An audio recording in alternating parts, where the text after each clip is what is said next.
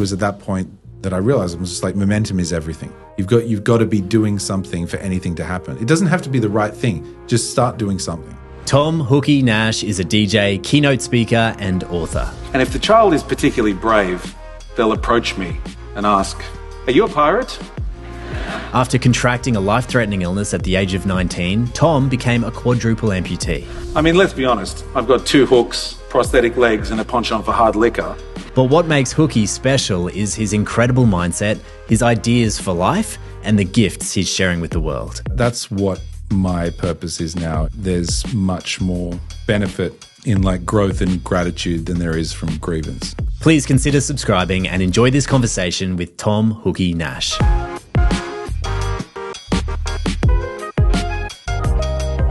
I need it in the middle, not from an OCD perspective, but just as like, I don't want to accidentally knock it and then, yeah. Oh, okay. Yeah. Okay. I was like, is that a... No, my girlfriend's like that. I'm not Is like she? that. Yeah, she's just crazy like that. I was watching the David Beckham documentary. Oh, yeah. And it was really interesting because after his football career, they show him around the house and him tidying the house and him organising his closet. Right. And there's one scene where they show what's in his closet and he can notice that someone's been in there because the coat hanger's slightly out of order. Right. And I think he's developed these intense OCD tendencies after football. As a result of football? The theory was that maybe after he finished playing, to have some control of his life. Oh, okay, right. Yeah, He's sort of gone down that direction. Yeah. How was the documentary? Was it good? It was good. Yeah? I read an article comparing it to The Last Dance. Which one's that? That was the Jordan one. Oh, I think I've seen that one. Yeah, about the Bulls. I didn't think it was as good as that. Okay, right. But it's still good. Is The Last Dance the one where they got Scottie Pippen and everyone in and they were kind of slinging shit on him a bit in a sly way? Yeah. But did you notice that basketball's like the only sport that I know a tiny, tiny bit about.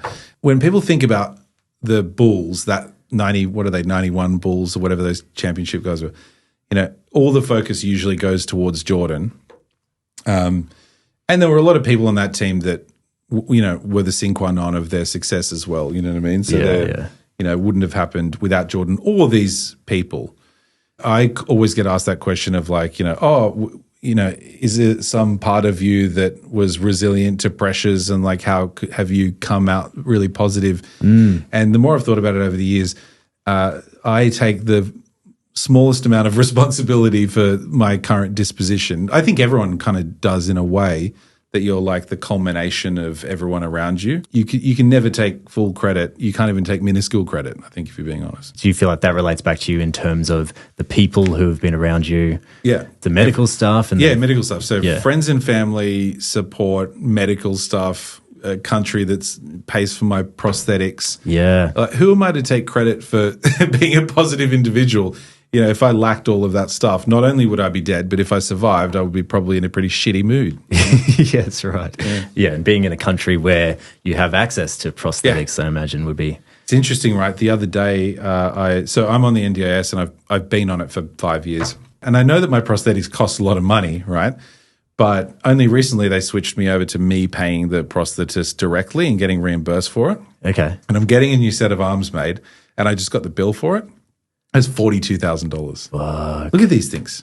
And will the new ones be the same? Or are you having any? Largely. I'm making some small adjustments to them, but they're imperceptible generally. They're more of a functional change for me. I already have made so many edits to these prosthetics. So I have, first of all, I changed the elbow unit. Normally it has a function where if you click it, it gives you a setting where it's completely released like that, which I thought was fucking useless. So you sort of click it back and then it just opens. So click to lock and then click to open to be free and then click to lock again, which means there's 3 steps in between me wanting to have my arm like that or like that. Gotcha. So we removed some parts that enabled it to always be locked at any point, and I just do one movement to move it and then release. And then I started doing stupid shit, like I've got a bottle opener built in. I love that. I've got an Apple Watch built into this one. Oh, do you? Yep, on the left-hand side. And are they pretty open to feedback and little tweaks? Yeah. They'll do. And they're more than happy to do things like that because it's something different to what they normally do. Yeah, sure. So, it's not just a, copy-paste. kind of situation. So I think the guys from Advanced Prosthetics always get excited when I'm like, I've got an idea. I want an iPhone charger in my right arm. They're like, yeah, let's do it. I love it. Yeah. Have you ever met anyone else with hooks? There's a guy called Pedro Pimenta who I met online years and years ago. He had something similar to me. He lost both legs and both arms almost identically in the same spot that I did. And I think his brother reached out to me online and said, will you chat to my brother who's just gone through this thing, and he's from Brazil. Oh, cool. And so I got to know him a bit. Right. But he went on to be a DJ as well. Right. Yeah. Because I remember he was asking me all these questions. He's like, how do you do this and how do you do that? And I'm like, just do it, man. It's fine. And he went on to become a DJ. And then and now I think he runs his own prosthetic company in Brazil. Wow. Yeah, which is pretty cool. Yeah. There might be a little collab in the works there. Also, I was once friends with a guy, I'm still friends with him, I haven't seen him in years, called Charlie McMahon, who has one hook, and he's a didgeridoo player. And I met him in venue music in the city back in, it would have been like 2003 or something like that. And I was tapped on the shoulder by this hook. And I'm like, the fuck? And he was just like, what the fuck happened to you? And I was like, I told him. And I'm like, what happened to you? And he told me. Was he like, I'm the only hook around here? Yeah. And then this town ain't big enough for the two of us.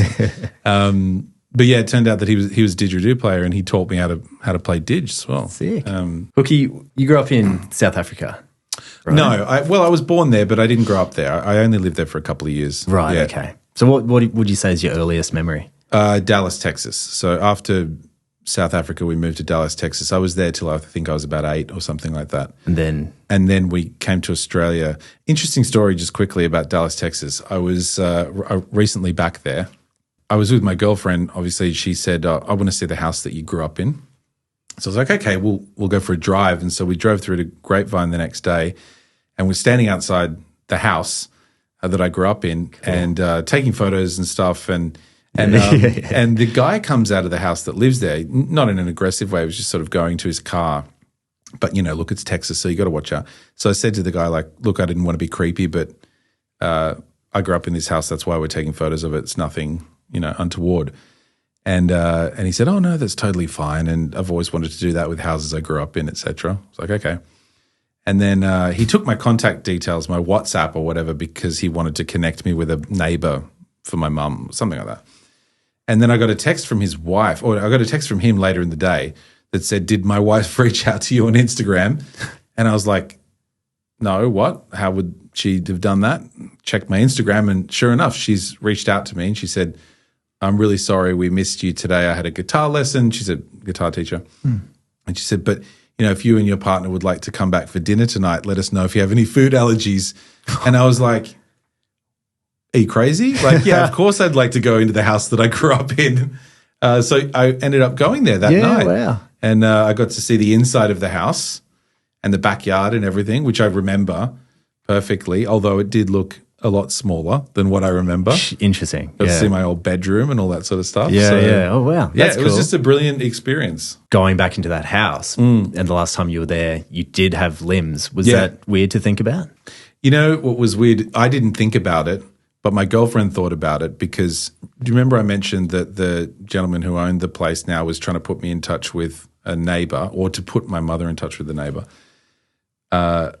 My girlfriend mentioned to me, she's like, what's going to be stupid is he's going to say to his neighbor, hey, this guy came past. You would remember him. He doesn't have any limbs. Right, yeah. But at the time you did. So he's going to be like, no, there was never a person there that didn't have limbs. Yeah, exactly. Well, that's funny. So does your mum live over there? No, she lives here. She's Australian. Okay. Yeah, and my father's British, but he was born in Bahrain. Right, okay. Yeah, in the Middle East. Listening to your TED Talk and on other podcasts, I noticed that you're such a great speaker.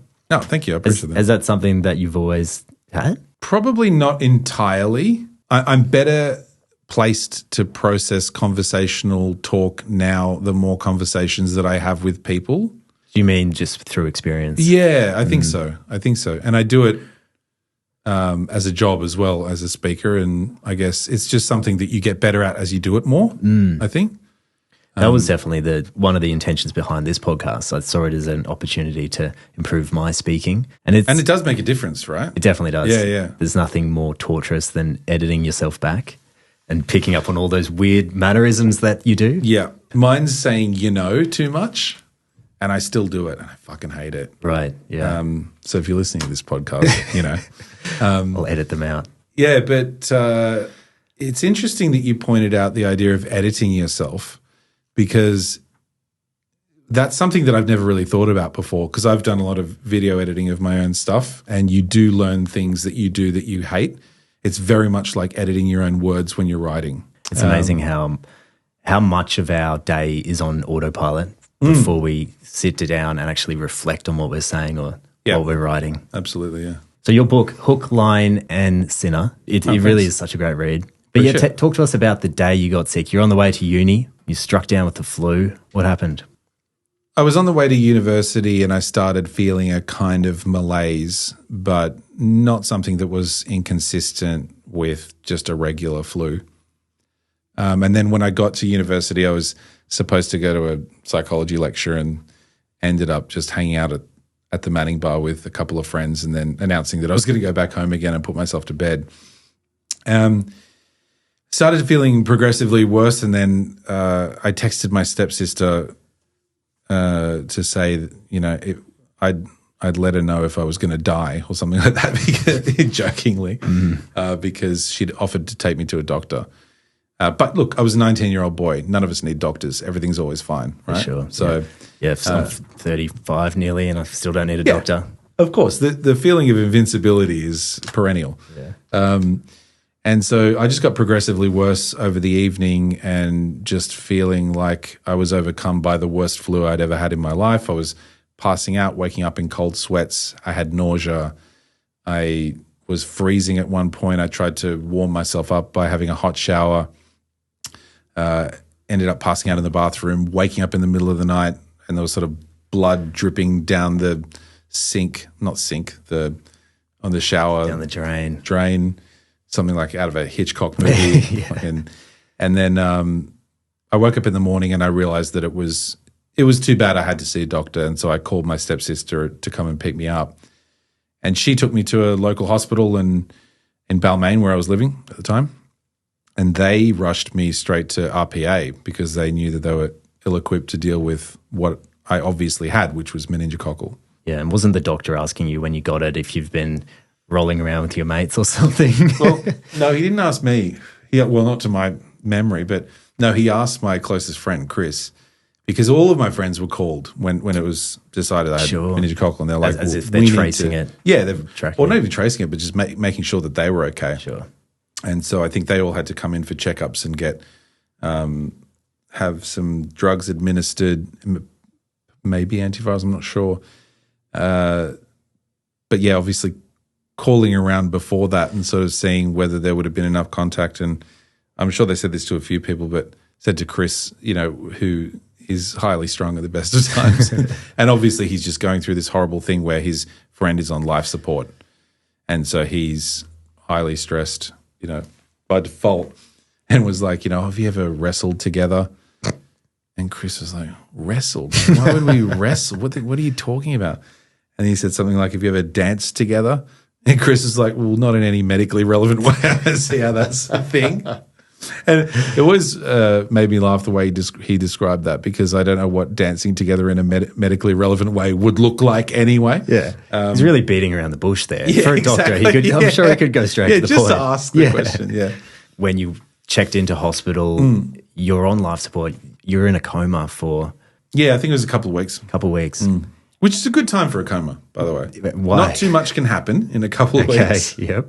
If I was in a coma for a couple of months, I would have woken up with no limbs. Of course, yeah. Are you having dreams in the coma? Yes, you have dreams in the coma. But I find them very difficult to distinguish between normal dreams. I think they're just longer and drawn out, which I think is kind of what a coma feels like, at least to me. Right. Which is a really long, deep sleep where, if you were to imagine how your dreams are now, that they're kind of vignettes or snapshots. Imagine if that was allowed to play out at full length over a really long period of time. Sure, yeah. So it was kind of like that. Now, I can only remember a couple of the dreams, and they're not that particularly funny or relevant, but it just seems like that. I think the difference between sleep and a coma is coming out of it, not as much being in it. And that's, in that it's a much more drawn out process. It's a much more iterative process.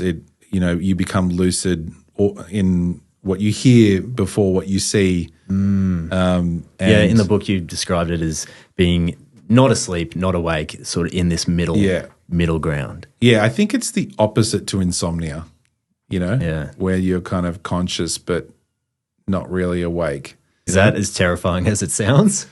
Yeah. Really? Yeah, absolutely, yeah. Because a lot of it just comes with so much confusion as to where you are and the questioning of reality and are you still dreaming, and even if you admit to yourself that you're not dreaming, there are so many questions that you can't answer.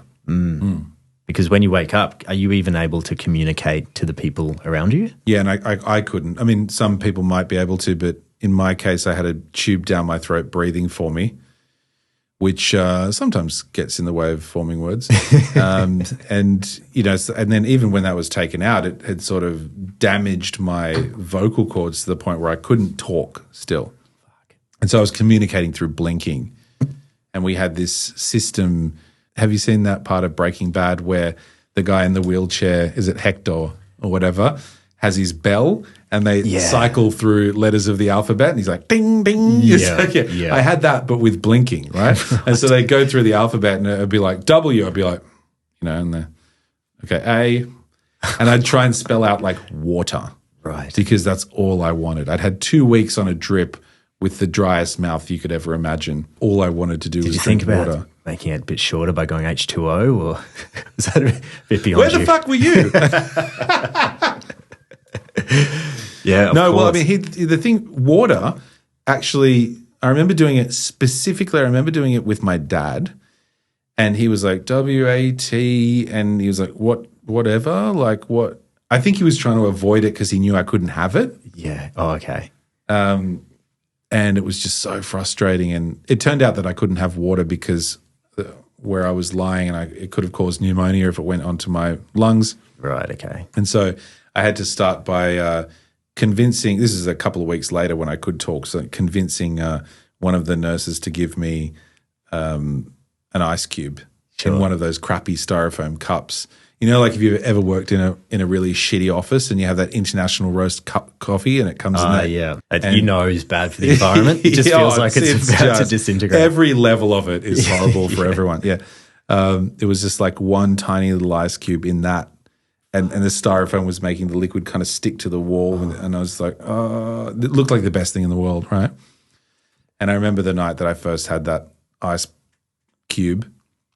And it melted in my mouth as though my mouth was an oven, and it just went vaporized because the inside of my mouth was so dry that it just drank it up. So when you're coming out of the coma and you're so thirsty, did those little challenges like the blinking or the quest for water keep you preoccupied and sort of driven to keep moving forward, or were you down in the dumps at that point? Or I definitely would have been down in the dumps, yes. I don't think all of that stuff was enough to keep me preoccupied necessarily. But I have to take into account as well I was also on a lot of drugs. Sure. So morphine up the wazoo, a lot of that stuff puts your mind at ease and keeps the pain away. Right. And I think for me as a person, my mental state was always in direct correlation to the amount of physical pain I was experiencing. So if I was in a lot of pain, I would feel very hopeless. Yeah. And as soon as the pain would begin to subside, I would feel less hopeless, and then I would be able to achieve something, and then that would be like a positive feedback loop, whereby the opposite to that could have been a negative feedback loop. Yeah, okay. Yeah. You wrote about in the book how when they were changing the dressings, that was just the most unimaginable pain. And yeah, the dressing changes was a ridiculous part of my life because, you think of all of the pain that you've experienced in your life, and you could perhaps rate it on a scale of 1 to 10, 10 being the most you've ever experienced and 1 being the least or whatever.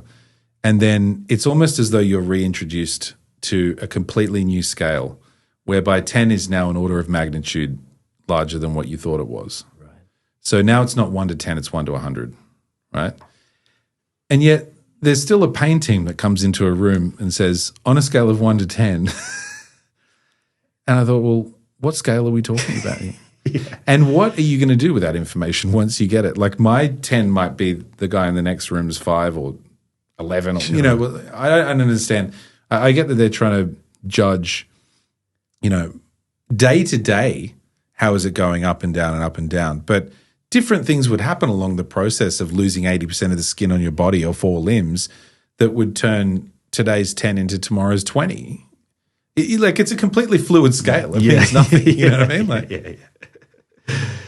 yeah, and there's only so much morphine they can give you. Yeah, that's right. And at the time, I think I was on a cocktail of morphine, ketamine, fentanyl, and a drug called midazolam, which is kind of like an amnesia. Like it makes you forget trauma, effectively. That's what it's designed for. And then when I was in the dressing changes, I would also have like a gas mask with nitrous. Like they would give you old school dentists and stuff like that on top of that. Did you have any PTSD from just that part of it? No, but I experienced something different to PTSD, which is called post-traumatic growth. It's kind of like the inverse, I guess, of post-traumatic stress. Mm. And, you know, it's where you actually feel like a stronger person or get meaning from something that's happened to you, negative like that, some kind of tectonic shift in life. I felt it for the last 20 years, right. But I only discovered that it was a thing really recently. Yeah, it's described as people who go through post-traumatic growth almost as though the event of trauma was a tectonic earthquake, let's say, whereby you think of things through the prism of, you know, before the event and after the event. And I'd always been talking about my life now with respect to my old life, it's my past life. Right. You know, in my past life as an able-bodied person. Sure. And then this life. So I naturally think of this dichotomy between past and current life. And apparently that's symptomatic of people who experience post-traumatic growth. When you woke up from that surgery, did you experience the phantom limb phenomena? I did. I still do. I still have phantom limb sensation on all 4 of my limbs. Is that right? Yeah, I can like close my eyes and twiddle my fingers right now, like in my head. I think it's because I lost my limbs when I was 19. So for a good portion of my life, my brain was able to make a blueprint of my body that it doesn't really forget. Sure. Yeah, you've been through the formative years. Yeah, that's right, yeah. Is there any way you can leverage that? Does that ever come in handy or anything? Or I don't. If you can think of a way that it can, I'd be more than happy to leverage it. Well, you're very good at leveraging your hooks. I mean, I love the part in the book where you've taught yourself how to play guitar with it. Yeah, so I used to have a Fender Stratocaster. When I decided that I was going to try to work out a way to play the guitar with hooks, I went through so many different iterations of designs that were all shit. And I went through all these stupid ideas.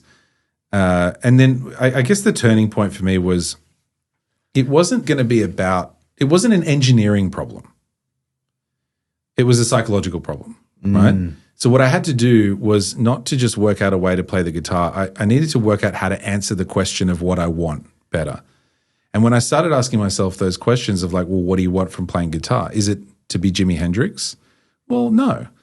And it was never being Jimi Hendrix, really, was it, right? It was about being able to write music. It was about being able to play with my friends, the collaborative thing. It was the enjoyment. And I didn't need to have an intricate interaction with the guitar for that to happen. All I needed to do was to be able to play chords one after another. Yeah. And so I realized that I was at the point where I'd made this power chord stamp, and then I was thinking about how a power chord or a bar chord was like constructed. And I'm like, well, you can just tune the strings such that by playing one fret, it plays the whole chord. Yeah, right. And then I realized that that's what slide guitarists do, open tune. And so then I was like, well, how do I get a slide designed for this hook and a pick holder designed for this one? And it turned out I had a friend of a friend who was a technician, and I went to have a meeting with him and told him what I wanted. And he was like, all right, well, leave me a pair of spare hooks and I'll see what I can do. Then I walked into his workshop a couple of weeks later, and he had the guitar there and the two implements, and it was sort of plugged in, and I could hear like the humming of the Marshall amp that he'd plugged it into. Yeah. He gave me these two things, and I immediately just like clicked my hooks into them, went up to the guitar, and I just played a chord straight away, and then another chord, and I was like, look, I know where the chords are on a guitar because I was playing for 5 years before that. So all I was doing was getting around the physicality of it. Right. So I could immediately play. And it was like that week I got together with some friends, like Chris being one of them, and being like, let's start a band. What I love about that is it wasn't a huge engineering feat to get there. And it's not like you had to teach yourself this whole new way to play. It was just adapting to a new environment and just sort of being clever about. Yeah. It's redefining the problem. And I think sometimes that's the best way to problem solve, is to redefine the objective. Work out how you can get exactly what you want, because sometimes the question that you're asking is the wrong one. Yeah, and the other concept that struck me from the book is that the idea of adaptability. You spoke about, as humans, how good we are at adapting to new environments. And it reminded me of COVID, how we're all suddenly locked up and how quickly that became the new normal. Yeah. I just was looking around thinking, how fucking weird is it? We're all at home, but it feels kind of normal all of a sudden. Yes. What's your take on this, the idea of adaptability? It is something that I think is within everyone. People who think they can't adapt to things don't fear adapting, they fear change. That's the difference. Adaptation happens every day around us all the time, and we're actually good at it. We just don't think we are. Yeah.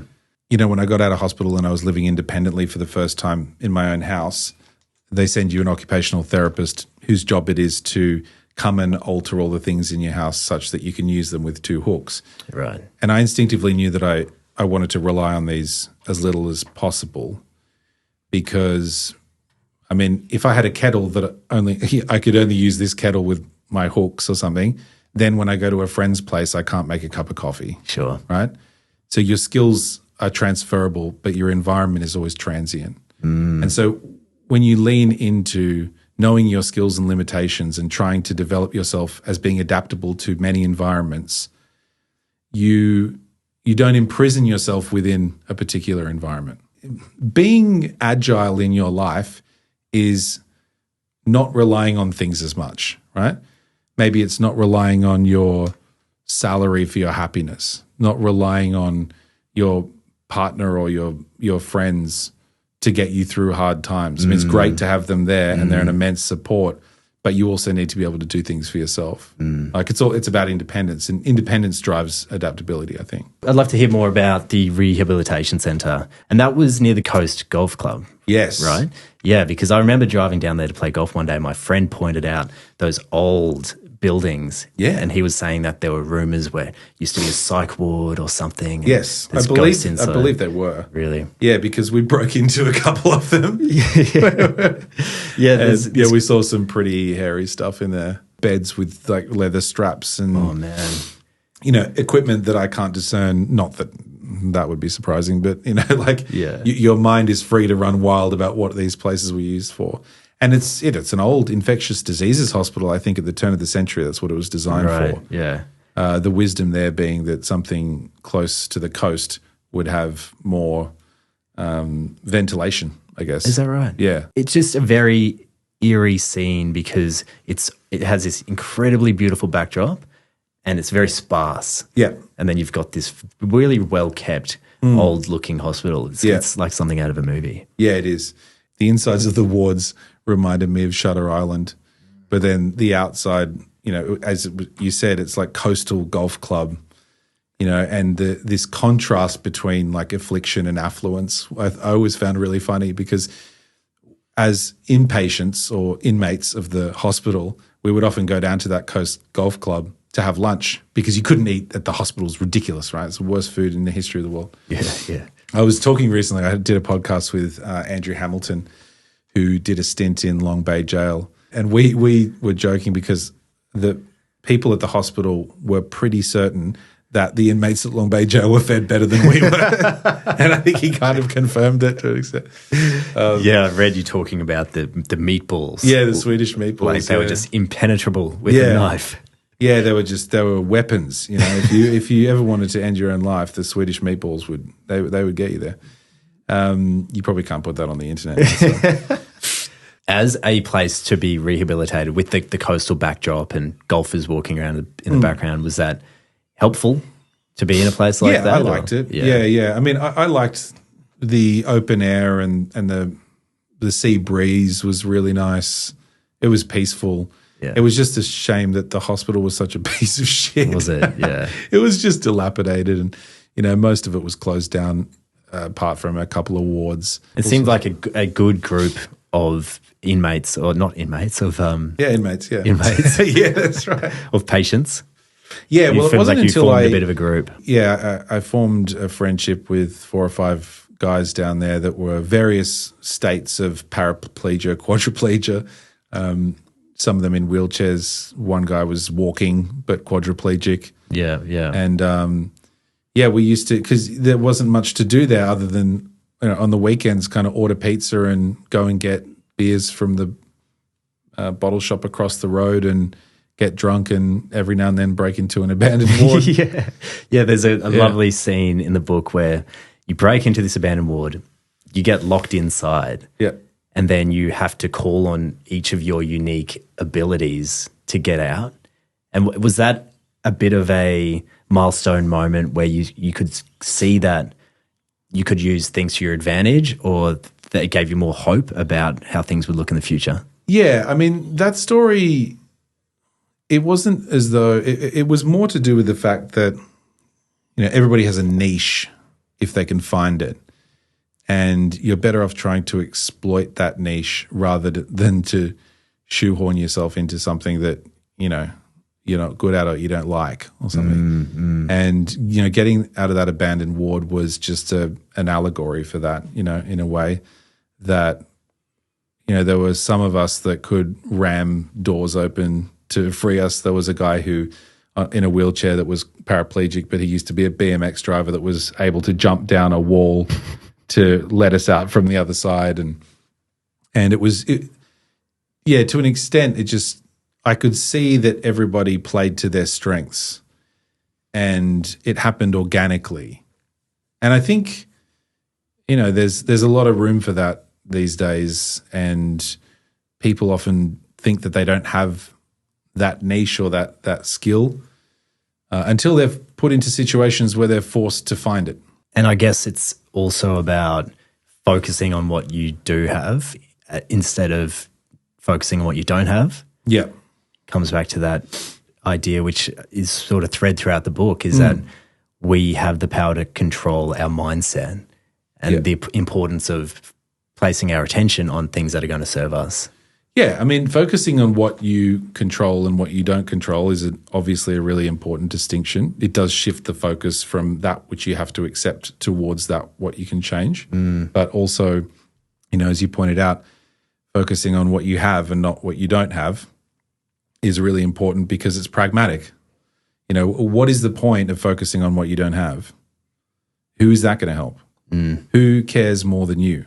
Nobody.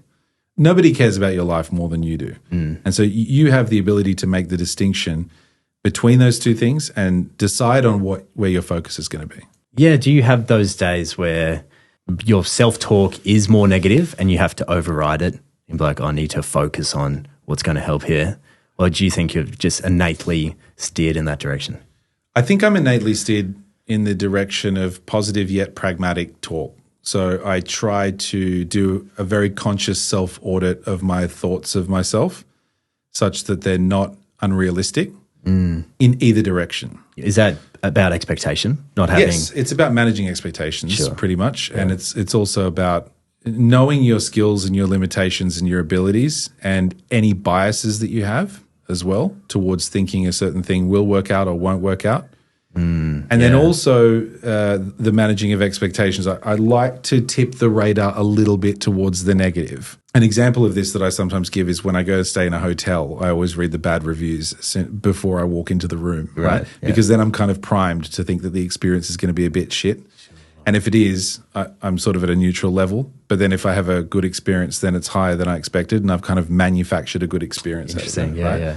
And so I think it's important not to go too far into the negative. There is a thing, I'm not sure whether you're aware of, called the no-cebo effect. Do you know what that is? I haven't heard of this. The nocebo effect is the inverse of the placebo effect, whereby if you expect negative outcomes, you'll act in such a way that will produce them. Sure. Right? Yeah. I'm up for a promotion at work. I don't think I'm good enough to get it. I'm not going to act in such a way that will ensure that I do get it. Self-sabotage. Yeah, in a way. Inadvertent self-sabotage, I think. Yeah. And that can cause a negative feedback loop. And so you don't want to go too far into the negative such that that's the outcome you're producing. And obviously you don't want to go too far into the positive such that you leave yourself open to some of the worst situations or feedback that you can get from the outcomes. And disappointment. Yeah, that's right. Yeah. So that's how I would manage expectations. And then in terms of self-talk, I actually had an interesting conversation with a friend of mine who's a psychologist recently who was saying that as we were talking about cognitive restructuring, and he was saying there's a lot of evidence coming out that some people respond really well to negative talk in themselves. Is that right? Yeah. And as soon as he said that, I realized that I'd seen someone do it recently. There was a writer that I was listening to, one of his podcasts. For the life of me, I can't remember who it is. But his ethos was, he said, every time I write a page, I read it back and then I say to myself, this is shit. It's like, how do you make it more interesting? Like, make it more interesting than that. Right, okay. Right? Just be the harshest judge, harshest critic. And so it is negative self-talk in a way, but it's sort of constructive negative self-talk, right? Because it's like, how can I keep improving what I'm doing here? Yeah, right? sure. Just keep telling myself that it's shit until I can no longer tell myself that because it's so fucking good. Yeah, right. But he must have a resilient mindset because I imagine with some people, they're like, I am shit. Yeah, I mean, it works. I was listening to him on a podcast, so he's obviously done something with himself. Yeah. When you're learning to use prosthetics or learning to walk with prosthetics, how does that apply if you're aiming for a slightly negative expectation when you're trying to walk again? Well, I learned slightly different things from learning how to walk again, and I think anything that relates to expectations would directly relate to goal setting, which is that I don't do it.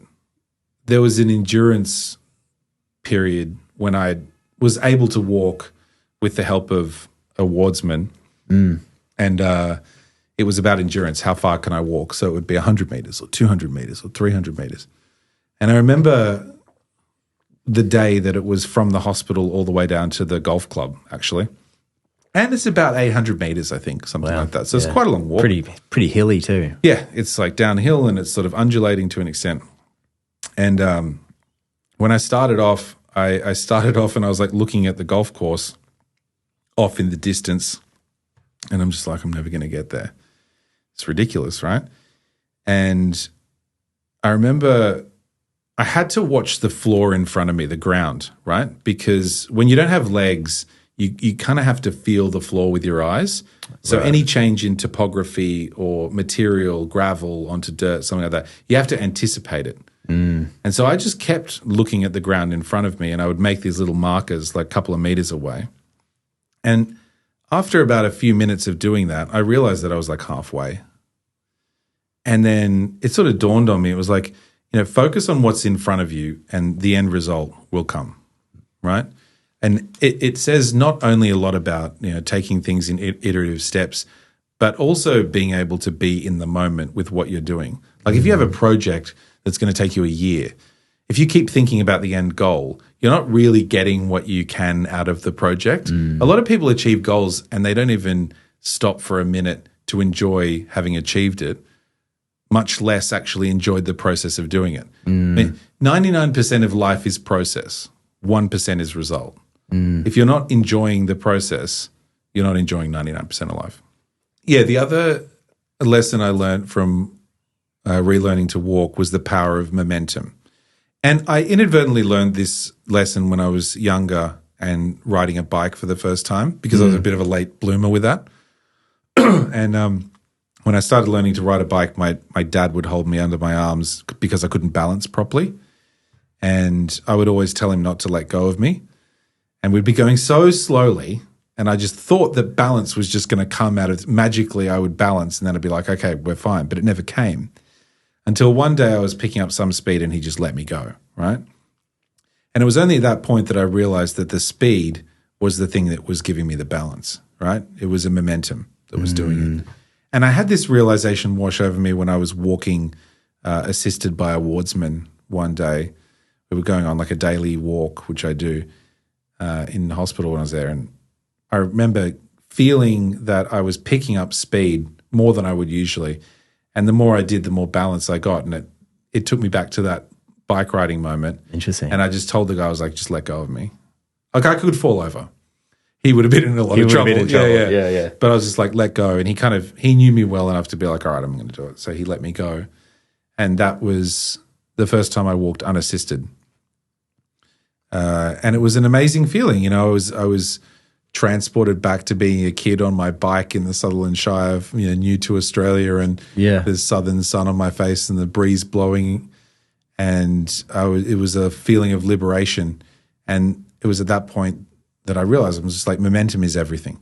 You've got to be doing something for anything to happen. It doesn't have to be the right thing. Just start doing something. Was that one of those moments where it just brought so much hope to the whole future where you're like, yep, walk again. What else can I do next? Yeah, absolutely. I mean, the more independence you gain through a situation like that, the closer that you get to normality, the more hope you have in an exponential way.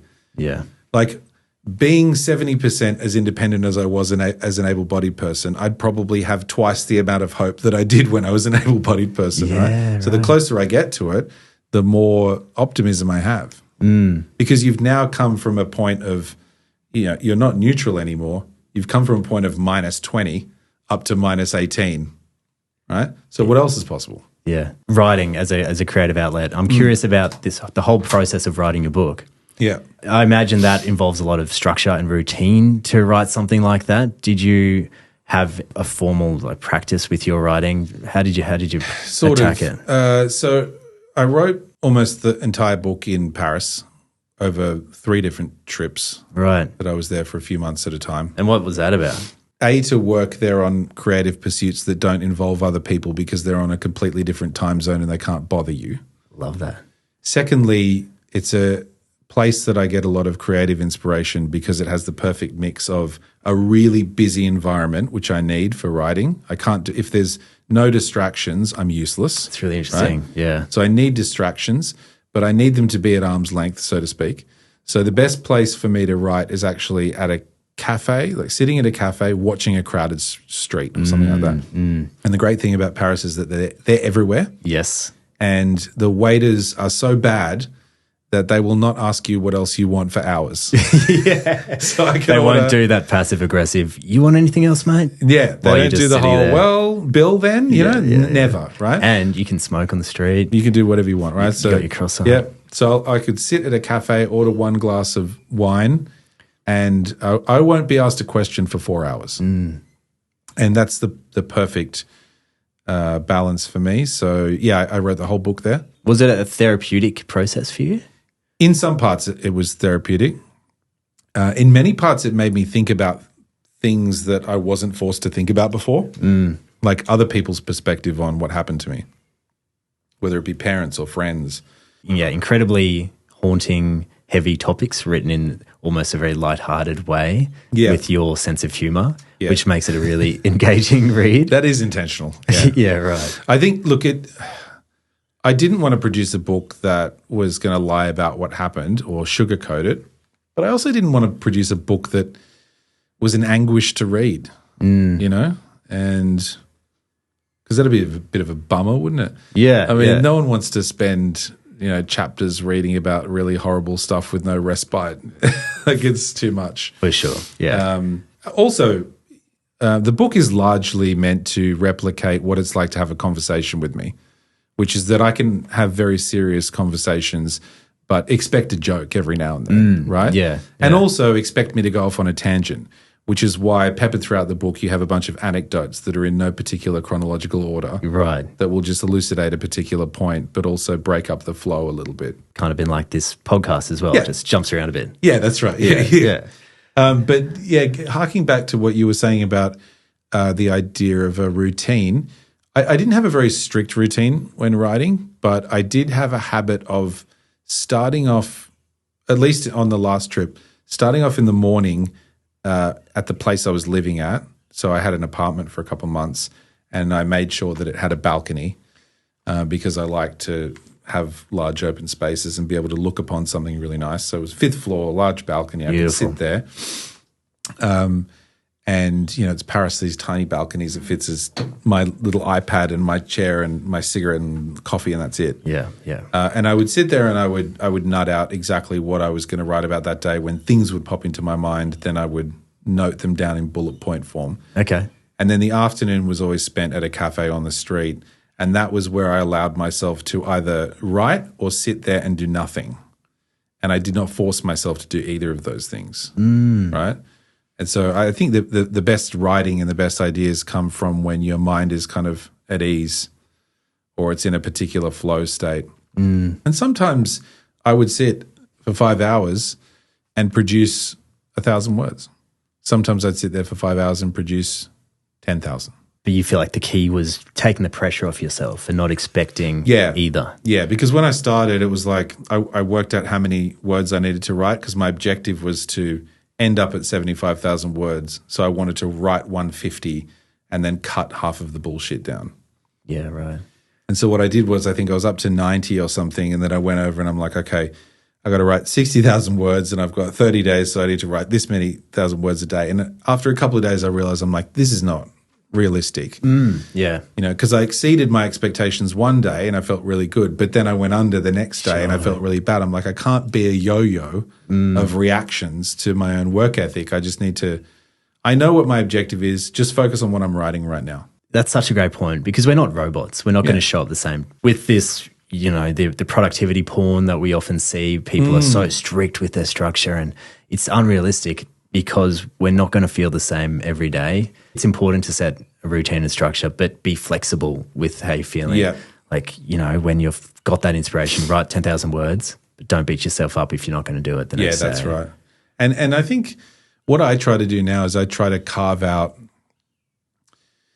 parts of my week that don't have anything scheduled for them.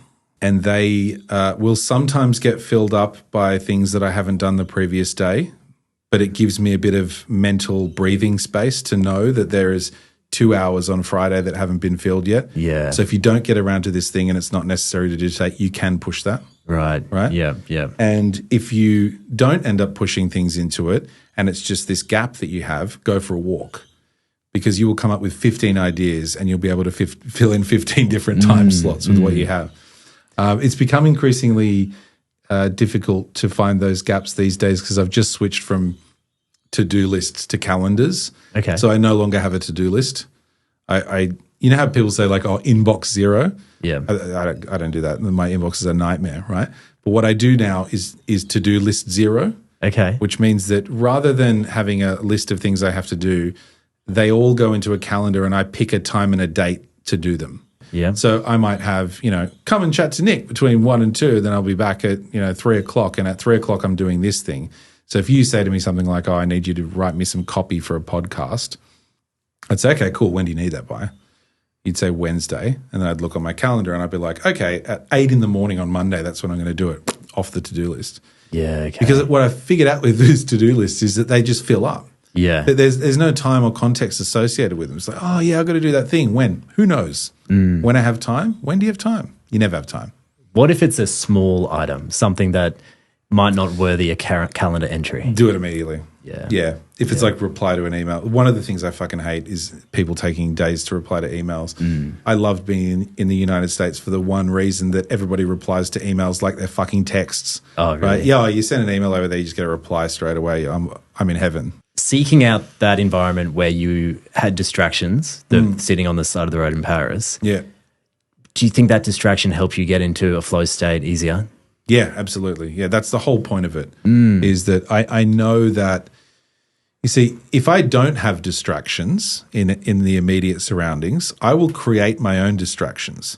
And they're far more distracting. Yeah. They're like psychological distractions, right? Yeah. So what I need is something that's in my immediate vicinity that can distract me, like a cute dog walking past or just people having conversations or watching life happen around you and the way that people interact, such that you can, internalize that and think about, start seeing the universe through a different prism or whatever it is. then you stop thinking about all the bullshit that your mind tends to try to interrupt you with all the time, you know? Right, yeah. That's the pernicious stuff. That makes sense. Yeah. There's a great chapter in Rick Rubin's book where he talks about distraction, and one way to seek distraction for him is just to take a drive. For you, it sounds like it's a walk where you just break your cycle a little bit. Yeah. Your mind's kind of focused on other things, and that's when your subconscious can kind of ruminate and develop some thoughts, patterns. I walk when I can. So like the last couple of weeks I haven't been able to because I got a cut on my leg, which is annoying. But it's where I find I'm the most creative is when I'm completely detached from other people. I don't have my phone on me. I don't have AirPods in my ears. I'm just allowed to think. Because you're on Instagram. What's your relationship with social media? I like more talking to people that comment on content, I think. I do really like that because it's good getting feedback on what's helpful to people and what people like.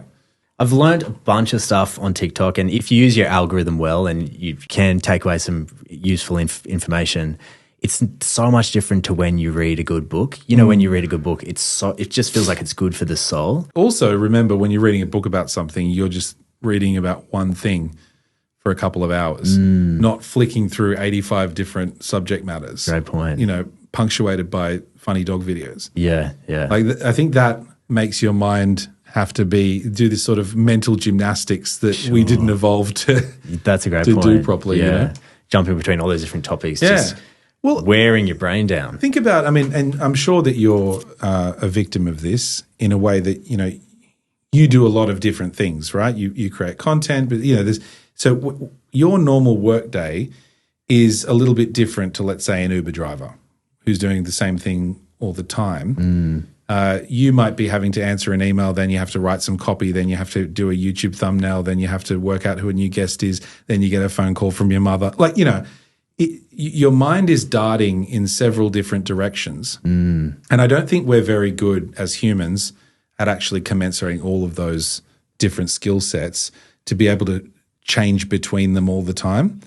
And I've tried in the past to just designate days where, like, today I'm only working on this thing. Today I'm only doing work for my keynote.